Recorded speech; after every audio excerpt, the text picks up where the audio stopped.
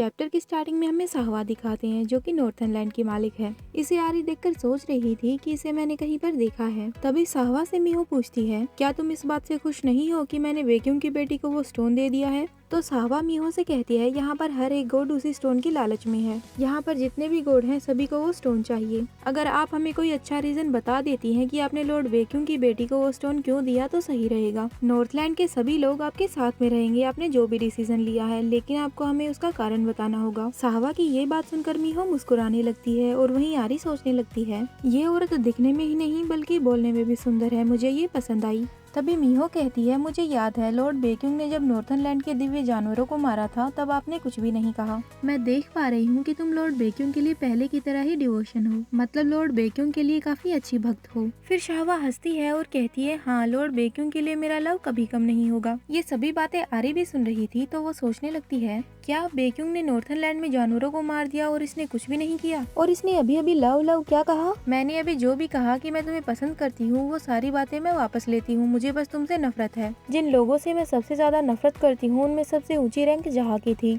लेकिन अब उसकी जगह पर तुम आ गई हो, जहा एक रैंक नीचे चला गया है। कांग्रेचुलेशंस जहा।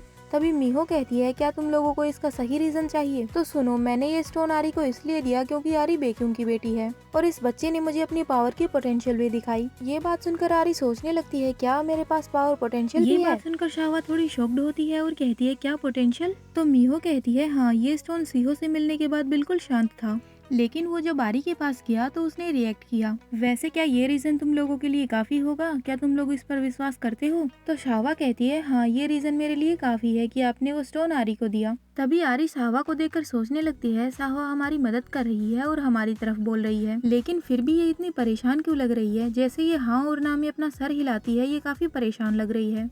तभी बीच में नराए उठती है और कहती है, नहीं इस बात को मैं अभी भी नहीं मानती। आरी के पास स्टोन के लिए पोटेंशियल है, मैं इस बात को नहीं मानती हूँ। ये अभी एक बच्ची है, एक बच्ची के अलावा ये कुछ भी नहीं। स्टोन ने इस बच्ची के पास जाने से रिएक्ट किया, ऐसा हो ही नहीं सकता। नराए को ऐसे देखकर आरी सोचने लगती है, हाँ मैं भी तुम्हें पसंद नहीं करती हूँ नराए, अब तक तो तुम्हें हार मान लेनी चाहिए थी।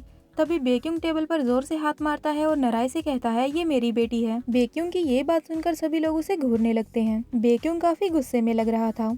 तभी बारंग जोर जोर से हंसने लगता है जो कि वेस्टर्नलैंड का मालिक था और फिर कहता है, हाँ बच्चे की गालों को देखकर ऐसा ही लगता है कि वेक्यूम झूठ नहीं बोल रहा, ये इसी से मिलती है। तभी नाराई जोर से चिल्लाती है और कहती है, बारंग तुम गद्दार हो, तुमने कहा था कि तुम भी बिल्कुल खुश नहीं हो कि वो स्टोन वेक्यूम की बेटी के पास चला गया। तो बारंग कहता है, मैंने बस ये कहा था कि मैं इस चीज से खुश नहीं हूँ, मैंने ये नहीं कहा कि मैं इसके खिलाफ हूँ।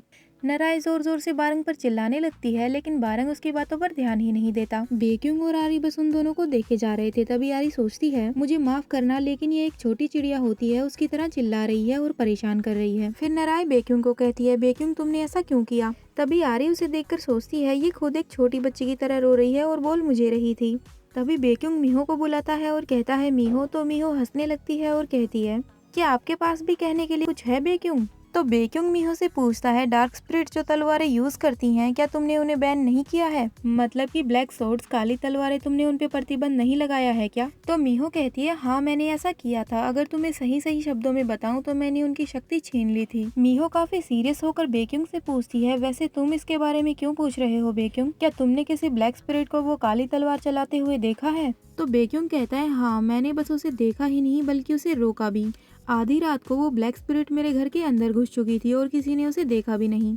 अगर मैं सही सही कहूँ तो किसी ने उसे वो दिव्य शक्ति दी होगी, उसकी काली तलवार किसी ने उसे दी है। यहाँ तक कि अरु भी उसे सेंस नहीं कर पाया कि वो ब्लैक स्पिरिट महल के अंदर आ चुकी है। अरु ने भी अपना सर हिलाया और मीहो को बताया कि वेक्यूम सही कह रहा है। उसके बाद मीहो कहती है, इसका मतलब उस ब्लैक स्पिरिट ने खुद को अरु से भी छिपा लिया, इसका मतलब वो काफी चालाक और ताकतवर है। यहाँ तक कि उसने वो काली तलवार भी चलाई जिसको चलाने के लिए दिव्य शक्ति होना जरूरी है। ये बात सुनकर वहाँ बैठे तीनों मास्टर्स काफी डर गए थे। मीहो काफी गुस्से में थी और तीनों मास्टर्स की तरफ इशारा करते हुए कहती है, कौन था तुम तीनों में से, वो कौन था? लेकिन उन तीनों में से कोई कुछ नहीं बोलता। तो मीहो वहाँ से खड़ी होती है और गुस्से में चिल्लाते हुए कहती है, मेरी प्रतिबंध लगाई हुई चीज के खिलाफ कोई जाएगा, मतलब बैन की हुई चीज के, तो मैं खुद उसे अपने हाथों से मारूंगी।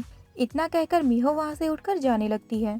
चारों मास्टर्स वहाँ पर चुपचाप बैठे रहते हैं। तभी बारंग कहता है, मारो इस लोमड़ी को कैसे सहन करता है और इसके पास कैसे रहता होगा। उसके बाद बारंग एकदम से आरी को घूरने लगता है। तो आरी भी वापस बारंग को घूरने लगती है और सोचने लगती है क्या क्या ये कोई घूरने का कंपटीशन है या फिर कुछ और। थोड़ी देर बाद बारंग अपनी आंखें बंद कर लेता है और चिल्लाते हुए कहता है ये क्या हो रहा है, एक बच्चा इतनी देर तक अपनी आंखें कैसे खुली रख सकता है, मैं हार गया। बारंग को ऐसे करते हुए देख आरी सोचने लगती है क्या ये सच में कोई कंपटीशन था, क्या ये सच में ही कोई दिव्य इंसान या फिर कोई गॉड है। उसके बाद बारंग जोर जोर से हंसने लगता है और सीधा आकर बेक्यूम की गोद से आरी को ऊपर उठा लेता है और फिर आरी को देखकर कहता है मुझे यकीन नहीं हो रहा कि ऐसा भी कुछ हो सकता है, अब तुम बेक्यूम से दूर आ गई हो, तुम बहुत प्यारी हो। तो आरी सोचने लगती है मैं प्यारी इसलिए हूँ क्योंकि मैं बेक्यूम से दूर नहीं आई हूँ, और हाँ मुझे नीचे उतार दो। तभी बेक्यूम कहता है बारंग, फिर बारंग कहता है हाँ हाँ क्या है बेक्यूम। तो बेक्यूम कहता है क्या तुम मरना चाहते हो। इतना कहते ही बारंग आरी को नीचे कर लेता है और कहता है अरे नहीं नहीं बेक्यूम, बस बात इतनी सी है कि आरी बहुत प्यारी है। तभी वहाँ पर अयोना आ जाती है और वो कहती है लेडी आरी, और फिर आरी को बारंग की गोद से ले लेती है। आरी बारंग को घूरते हुए सोच रही थी मैं तुम्हें बेक्यूम से बचने नहीं दूंगी, और वहीं बारंग आरी को देखकर काफी हंस रहा था और मुस्कुरा रहा था। आरी अयोना की गोद में जाते ही काफी झटपटाने लगती है और सोचने लगती है तुम बहुत बेकार हो बारंग, जहाँ पर मैं थी वहाँ पर मुझे भेजने के बजाय इसकी गोद में क्यों दे दिया। तभी बारंग दोबारा से आरी के पास आकर उसे देखने लगता है और कहता है जो भी हो लेकिन आरी सच में बहुत प्यारी और सुंदर है, इसकी आंखें बिल्कुल नीलम की तरह हैं, बिल्कुल बेक्यूम की जैसी, और इसके बाल बिल्कुल पर्पल और चांदी जैसे हैं जैसे कि मीहो के हैं। आरी बारंग को देखकर एकदम से अपना मुंह फेर लेती है और सोचती है मुझे पता है कि मैं सुंदर हूँ पागल डॉग, जहाँ मुझे हर रोज यही बात बताता है। तभी बारंग एकदम से फिर से हंसने लगता है और कहता है इसके फूले हुए गालों को देखकर ऐसा लगता है जैसे ये फटने वाले हैं। ये देखकर आरी चिढ़ जाती है और सोचने लगती है मैं कसम खाती हूँ कि एक दिन मैं तुम्हें मार डालूंगी। और वहीं दूसरी ओर बेक्यूम भी चिढ़ जाता है और वो बारंग से कहता है बारंग मुझे लगता है कि तुम्हें अपनी सारी जिम्मेदारी अपने बच्चे को सौंप देनी चाहिए क्योंकि तुम तो मरने वाले हो। फिर बारंग कहता है अरे शांत हो जाओ दोस्त, मैं तो बस मजाक कर रहा था। तो आरी सोचने लगती है इसने क्या कहा दोस्त, बेक्यूम तुम जैसे दोस्त नहीं रखता है। तभी बीच में अरू बोलता है और बारंग से कहता है अच्छा वैसे याद आया लॉर्ड इडांग कैसे हैं। तो बारंग कहता है वो कुछ समय पहले तो मेरे साथ ही थे, वो कहाँ पर गए। फिर बारंग इधर उधर लॉर्ड इडांग को ढूंढने लगता है। साथ में बारंग अरू को भी बोल देता है कि वो लॉर्ड इडांग को ढूंढे, हमारे अरू से अपना काम मत करवाओ मूर्ख डॉग। फिर बारंग कहता है ऐसा लगता है कि अरू का मुझ पर एहसान रहेगा, मैं अभी यहाँ से नहीं जा सकता हूँ क्योंकि मुझे आप लोगों को कुछ जरूरी बात बतानी है। दरअसल मैंने भी एक ब्लैक स्पिरिट जैसा ही कुछ देखा था। तभी नराई कहती है जैसा ही से तुम्हारा क्या मतलब है।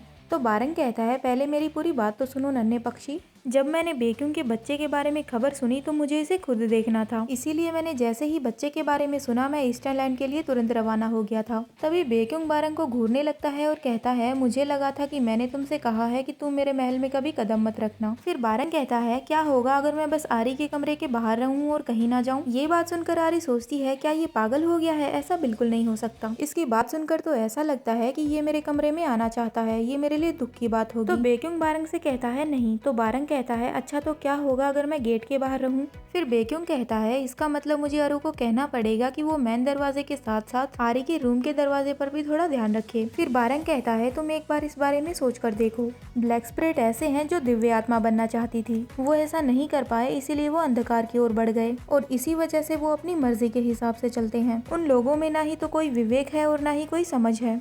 फिर शाहवा कहती है वैसे आपने क्या देखा लॉर्ड बारंग, वैसे मुझे इस बात पर भरोसा नहीं है, फिर भी बता ही दीजिए। शाहवा की बात सुनकर आरी सोचने लगती है इसके कहने का क्या मतलब है, जो बातें हैं बस उगल दो। मैं जो भी देखा वो एक डार्क स्पिरिट की तरह लग रहा था, लेकिन वो पूरी तरह बंधा हुआ नहीं था, ना ही तो वो मेरे सामने आया और ना ही मुझे वो अच्छी तरह से दिखा। वो अंधेरे में छुपा हुआ था और काफी तेज था। तो मेरे कहने का मतलब ये है कि ये डार्क स्पिरिट काफी खतरनाक है। बेक्यूम ने जो भी कहा वो सब सच है और मुझे इस पर यकीन है। अगर हम में से कोई एक उन स्पिरिट का साथ दे रहा है तो वो पक्का कोई बड़ा ही प्लान बना रहा है। लेकिन वैसे मैं सच कहूँ तो मुझे लगता है कि ये मेरा कोई सपना था। ईमानदारी से कहूँ तो मुझे कुछ अच्छे से याद ही नहीं है, वो कोई धुंधला धुंधला सा ही था। बारंग की ऐसी बातें सुनकर आरी सोचने लगती है सचमुच इसके साथ कुछ हुआ है क्या, ये इंसान पागल है क्या। तभी वहाँ पर मारू आता है और उन सभी से कहता है बीच में टोकने के लिए माफी चाहता हूँ, लेकिन मैंने देखा कि बाहर अरू काफी व्याकुलता से किसी को ढूंढ रहा है, क्या वो यही है। क्या अरू लॉर्ड इडांग को ढूंढ रहा था। मारू एक बच्चे को साथ में लेकर आया था, उसी का नाम इडांग है। बारंग भागते हुए मारू के पास जाता है और उसे पूछता है हाँ तुम्हें ये कहाँ पर मिला मारू। मारू बताता है कि ये गेट के पास गहरी नींद में सो रहा था, तो मैं इसे अपने रूम में ले गया ताकि ये वहाँ पर आराम से सो सके। बारंग जोर जोर से मारू को हिला रहा था और इडांग से कह रहा था धन्यवाद मारू, तुम काफी अच्छे इंसान हो। तो मारू कहता है आप इसे ऐसे क्यों हिला रहे हैं? तो बारंग कहता है क्योंकि तुम इस महल के सेवक हो। मारू को कुछ भी समझ नहीं आता कि बारंग क्या कहना चाहता है। ईडान उठ जाता है और बारंग को सामने देखकर कहता है अंकल। फिर बारंग कहता है हाँ ईडान, ये मैं ही हूँ। ये बात सुनकर आरी सोचने लगती है क्या इसने अभी अभी इसे अंकल कहा, लेकिन ये सभी तो बोल रहे थे कि ये इसका बच्चा है। जो भी हो मुझे क्या, वैसे ये है क्या लॉर्ड ईडांग? फिर बारंग बताता है हाँ ये मेरे भाई का बेटा है। जब मेरे भाई की डेथ हुई उसके बाद मैंने ही इसे पाला है और मैंने इसे अपने पास रख लिया। तभी ईडान आरी को देखता है और उसकी आंखों में चमक आ जाती है और वो सोचने लगता है वाह ये कितनी सुंदर है। उसके बाद ईडान आरी की तरफ भागने लगता है और कहता है ये बहुत सुंदर है, मैं चाहता हूँ कि। और इसी के साथ ये चैप्टर यहीं पे खत्म होता है। Hope you like this video. Bye bye.